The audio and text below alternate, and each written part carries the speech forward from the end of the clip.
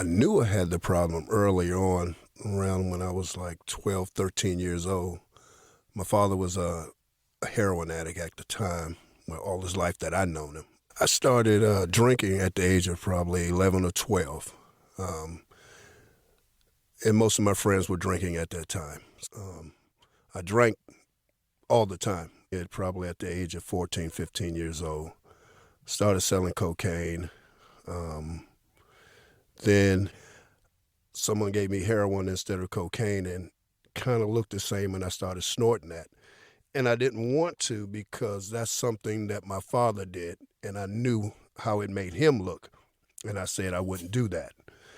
Ended up snorting it anyway. Then crack cocaine, of course, came out, and I was selling that, and then, of course, started smoking that, which was my kryptonite.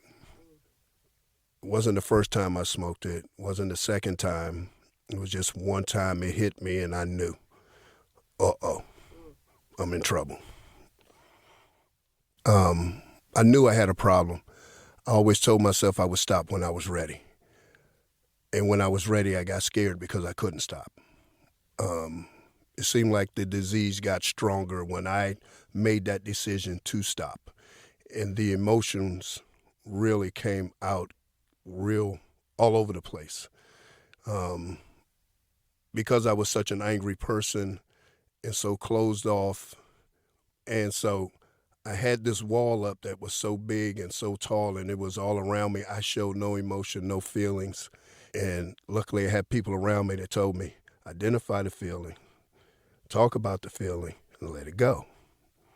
And that took time going through all the feelings, and if I didn't have people around me that knew what I was going through, I probably would have went back out because those feelings were so strong and so long I was going through it, and letting those walls down and allowing people in my life and sharing openly and honest about what I was feeling, which was something I never did with anybody. And so that was the beginning of me becoming the real me, as my mother would say.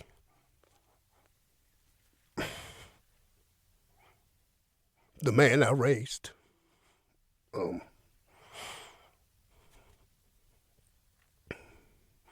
She didn't like the person I had became as I was growing up because that's not the one she raised. And seeing how I had started to turn out, she really got scared. I was born and raised in Washington, D.C. We moved from what today would be considered a bad neighborhood, all black, and we moved to Maryland when I was 11, 10 or 11, I think 11. We moved to Maryland, which was predominantly white, and it was just me and my brother, and I believe 3 other black people in the whole school. So that was a culture shock there for us, being called names we never heard before, being treated in ways we weren't treated before, and was not raised to talk or be that way. And so we had to adjust to that. And then we moved from that environment back to the Washington, D.C. area because we weren't happy there. And that's when things got worse. I went into the military, went into the Marine Corps at 17, graduated high school, went into the Marine Corps, and thought that would fix me. I said, I need to get away from these people, this area, this whole idea of what I've been doing. I know where I'm going, and it's not good. I got in the military and just found the same type of people. Started doing the same thing, selling drugs, drinking like crazy. Was asked to leave the military because of the things I was doing. Got into a lot of trouble, but I got an honorable discharge. I didn't want to leave because that was one of my dreams as a child, was to be a Marine.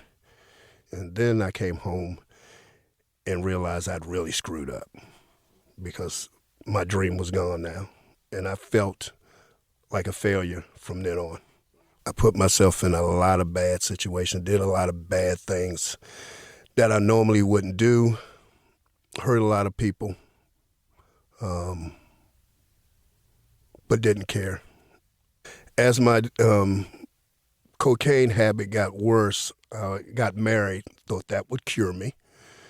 Had a child on the way, thought that would cure me. Things got worse. Still, I held down the job the whole time. Made good money then. My wife at the time, she noticed something was wrong. Her mother was in the process of building a new home in Ocala and asked us, did we want to buy her home? I jumped on it. I said, let's go. I'd never been to Florida a day in my life, but I knew it was a way out. So we took that opportunity and we moved to Ocala. It got worse. Got to Ocala, started doing some of the same things I was doing in Washington, D.C., but to a higher degree. Was holding down 2 jobs, making good money, trying to take care of my family, but obviously smoking most of it up, using it in wrong ways. Got arrested for armed robbery. They pleaded it down, but I was looking at 15 years. I thought that would cure me. We hired a lawyer who was one of the best lawyers I guess I could have got because I did no time. I walked out of that courtroom with 8 years probation, no time served. I walked out of there feeling good and ready to go, went out not even a month later, did the same thing. And I got shot at one night, well, more than one night, but this one night, this guy shot up the car.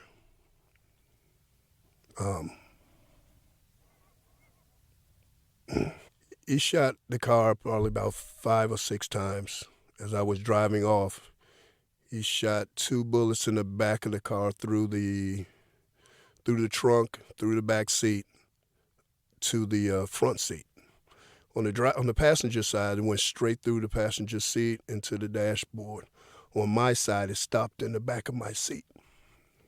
And the police finally pulled me over and pulled me out of the car. And they allowed me to go home that night. And the lady's crying, the officer, she's crying. And when she comes back, she goes, I'm gonna let you go because obviously God's got more for you and I don't want to send you to jail. You have not a scratch on you. You have these bullet holes back here. You tell me why this bullet stopped.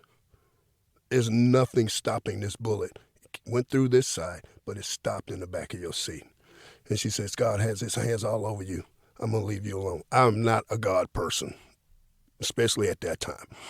I didn't want to hear none of that. But there's a lot of different things that happened to me during my drug addiction that there's no reason why I'm still here other than God had other plans. People always say, oh, I shouldn't be here. Yes, I should. Yes, I should. I'm supposed to be here. I'd been getting help in between time when I came to Ocala. I've never heard of any of the places that were introduced to me through probation, 12-step programs, counseling, outpatient services. So I had been getting help, but just not using it. I'm lying the whole time. I'm not really wanting it. So what got me is when my wife, I come home one day after a bender, and she said, you can go. I'm done. We have 3 kids, house and everything, and she's like, I'm done. I don't want to be the one to identify your body. And she asked me to leave. And I'm like, fine. I'll go to my mother's house and figure I'll stay there a few days, come back. When I came back, she had changed all the locks. That was a real eye-opener to me because I never thought that woman would do that to me. So that blew me away. So I left. I'm at the point in my life that I'm scared and I want to stop. And that's when it got worse. And when it really hit me is when I was trying to get high one day and nothing worked. All the alcohol, all the marijuana, all the crack cocaine, I did in a matter of minutes, and I was sitting there going, uh-oh. I'm about to graduate to something else that I swore I would never do, which was stick a needle in my arm. And it scared me. So I was sitting in a park, and I said to myself and whoever I thought was God, and I said, okay, I got to make a decision. Either I'm going to continue on this path, and if I continue on this path, I'm going all the way. I'm not turning back. I'm going full speed ahead, or I'm going to get some help. And I walked back. I was staying at my mother's house. I walked back and I found a check in the mailbox from one of the jobs I'd been working. I go in the house to get my keys, and the phone rings. I had been reaching out to a bunch of different treatment facilities, and they called me and said, are you ready to come in? And I said, who? What? And they said, are you ready? Are you done? And I'm like, oh, God. And I'm sitting here with this check in my hand, and my mother pulled up. And I got off the phone and told her what was going on, and being my mother, she said, you don't need that place. You just need Jesus. And I said, you know what, Ma, you're right. I do need Jesus, but it's going to take 12 steps for me to get to him. And it was the best decision I've ever made in my life. I'd been through treatment before, 30 days, 60 days. This program was a year, and that's what I've been asking for, a long-term program. I told myself, I don't know anything about this. I don't know anything about 12 steps. I'm going to be an open book and do whatever these people tell me to do. And I said, I'm not leaving here until you all kick me out. And that's what I told myself. And basically what I did was go back to, in my mind, back to my basic training when I was in boot camp. And I kept that mindset. Do what you're told, ask no questions. And that's it. And that's what I did. And I stayed. It's probably 3 months into the treatment that I was in when I stopped thinking about getting high every day. And one day I woke up and we were in group, and the guys noticed it before I did. They were all looking at me laughing and smiling, and I'm going, what's so funny? And the counselor walked in and he sat down and he went, whoa. And I'm like, well, what are y'all talking about? They were like, you're not jonesing today. And after that group, when we walked out, I think that's when I gave the realest smile I've ever given in a long time. And I felt like somebody had taken the weight off of me. And then I knew that this can be done. I never believed that I would be able to get clean and stay clean. But that day I knew there's a chance. I said, here's your chance. Don't mess it up. One of the things that was told to me was to pray. Just pray. And that's what I did every day. And it's still my same prayer. And I prayed for God to take away the thought, the taste, and the smell of drugs and alcohol from my body, mind, and soul. But what gave me that hope is that I trusted someone else. I did with someone else who had been through what I've been through and told me, try this. You tried everything else, why not try this? You'd smoke anything anybody give you. You snort anything anybody give you. They told you it was going to get you high. You did that. So why not trust someone who's been through what you're going through and try what they did? Might not work for you, but who knows? So that's what I would say to someone who was in my shoes. Try something different. They say we're not supposed to, dwell on our past, but we're not supposed to forget it either. And I don't forget my past. It reminds me of where I came from and where I don't want to be. It gives me strength to move forward because I look back on some of the things and some of the places I've been and done, and I'm like, if I can make it through that, anything that's in front of me today is nothing. You just have to have a little faith, have people in your life that you can talk to and help walk you through it. You know, you have to use people that are like-minded as yourself to help you walk through it. We can't do this by ourselves. I can't do this by myself. That was the hardest thing for me to, being a Marine, growing up, running the streets, you do it yourself. You rely on nobody. No, I need help. I think of it this way because I think what I'm going through is a spiritual battle, and I believe the devil doesn't play fair. Why should I? Why should you? Why should you? I believe you have to have a God in your life of some kind. It doesn't have to be your mother's God, your father's God. It has to be a God, someone bigger, stronger, loving, and caring that can help you. And I'm not a religious person, but I'm definitely a spiritual person. But with help, you can do anything. I believe I can do anything. And I've been through a lot clean.